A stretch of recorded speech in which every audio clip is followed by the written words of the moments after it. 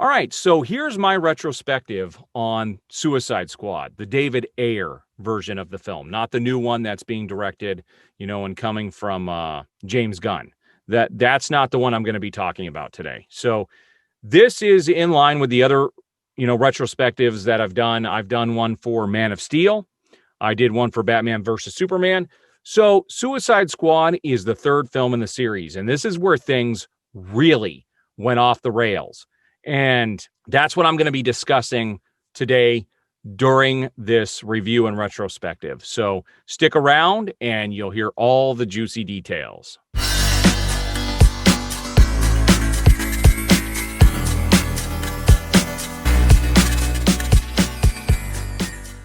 All right, let's talk about Suicide Squad by David Ayer. I really enjoyed this movie when it came out. I think I saw it probably 4 or 5 times at the theater. I thought it was a fun movie. I really liked Harley Quinn. They did a really good job with capturing her. The performance that came out of Margot Robbie was incredible. She embodied that character like nothing I've ever seen.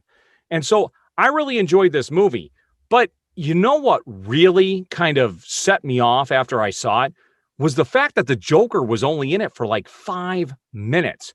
And there was so much talked about, when it came to the Joker for years when this movie was being made. Jared Leto is playing the Joker. It's going to be amazing. This Academy Award winning actor is going to be doing this. And, during the shoot, he was posting stuff online and he was putting his heart and soul into this character. And not everybody was happy with a lot of things that they saw with the design, but I'm one of those that likes to reserve judgment. So when the movie came out, I had no issues with what, was actually in the film. There just wasn't enough of him. You can't make a judgment on his performance. Now, a lot of people did. Like if they could wipe him off of the map entirely and have somebody else play this character, that's what, people really wanted, was Jared Leto to go away. I was mystified because it was talked about how he had over an hour of finished material that was supposed to be in the film. So when the movie came out, he had like 5 minutes worth of screen time. So I knew something was wrong. And I had already realized what had happened with Batman versus Superman. So I have been following this movie since it got released and all the crap that's happened behind the scenes. So we're going to talk about what really happened. Now, Jared Leto was angry when this movie came out. I don't know if you remember, between him and Warner Brothers, there was a lot of bad blood, a lot of stuff being posted on social media.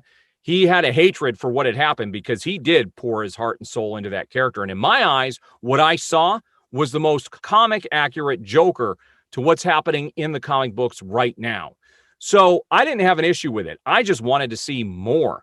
So when they announced it to come out on Blu-ray and 4K, it had some extended scenes, and it did have a little bit more of the Joker, which added, 2 or 3 more minutes. But even then, it's still less than 10 minutes of the Joker altogether. So then the story started coming out. We had the whole Justice League, Zack Snyder cut Justice League thing that happened, and finally his movie's getting released. And on the coattails of that getting released, David Ayer started coming out and started talking about what really happened with this movie. And I'm going to have some links and some pictures that I'm going to post along with this review so you guys can see this. There's going to be a link below that talks about how the end of the movie was going to go. He talks about how the first 40 minutes of his movie was completely blown up, destroyed, completely changed entirely. Okay. Now, what gets me is the ending. When they decided to make these changes, it all came at the feet of some Asian guy. I don't remember his name, but he worked down there at Warner Brothers, and he actually got fired after Justice League. Okay. We'll talk about that individual in the future, but it was being put at his feet for all of these changes, which we find out later really had nothing to do with him. And when I talk about Justice League, I'll talk about who really decided to make all these changes, starting with Suicide Squad. But let's talk about the ending of Suicide Squad. If you're familiar with the movie, you have the Enchantress that fights the Suicide Squad down in the subway.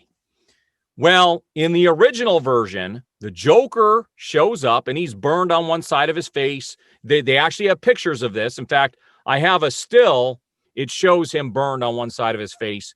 He shows up to confront the Suicide Squad down in the subway with the Enchantress and tries to make a deal with the Enchantress to have him to become the king of Gotham with Harley Quinn at his side. There were also supposed to be parademons surrounding her, and you find out she was actually being controlled by Steppenwolf. Now, Steppenwolf wasn't in the original version of Batman versus Superman, but as soon as Batman versus Superman got released at theaters, Warner Brothers released a scene online with Lex Luthor going into Superman's ship and communicating with Steppenwolf, indicating they knew it was a mistake to leave that out of the movie. There was going to be this thread that goes throughout the films, and it was all supposed to lead into the Justice League with Darkseid. Steppenwolf was there. The parademons were there.